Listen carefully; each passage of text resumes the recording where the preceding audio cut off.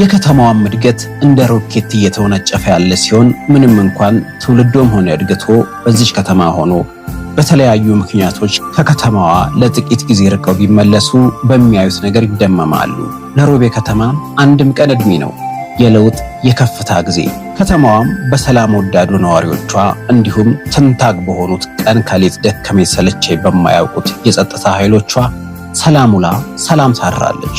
ቀደም ባለው ጊዜ የ21 ከተማዎች መናገሻ የነበረች ሲሆን በአሁኑ ጊዜ ደግሞ እድገት በህብረት ብላ የጎባ ከተማን በክፍለ ከተማነት በጉያዋ ይዛ 8 ከተሞቿንም ለምስራቅ ባሌ ከፍላ ለተቀሩት ከተሞቿ መናገሻ ሆና በማሸብረቅ ላይ ትገኛለች።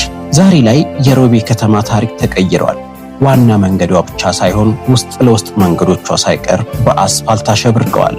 በግብርና ምርታማነታቸው በሚታወቁት የባሌ ወረዳዎችና በባሌ ተራሮች የተከበበችው ከተማዋ ግዙፍ የሆነ የንግድ እንቅስቃሴ የሚታይባት፣ ሁሉንም ኬት መጣ ማነህ ብላ ሳትጠይቅ በፍቅር እንግዶቿን የምትቀበልና የምታኖር የተለያዩ ሃይማኖቶችና ብሔሮች መኖሪያ ናት።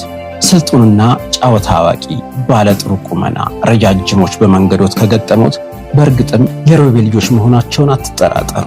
ከተማዋ ከመዲናችን አዲስ አበባ በ444 ኪሎ ሜትር ርቀት ላይ የምትገኝ ሲሆን ወይና ደጋ የአየር ንብረት ለሰለጠነ ማህበረሰብ አስፈላጊ የሆኑ እንደ አውሮፕላን ትራንስፖርት፣ ሆስፒታል፣ ከፍተኛ የትምህርት ተቋምና የመሳሰሉትንም በከተማዋ ይገኛሉ።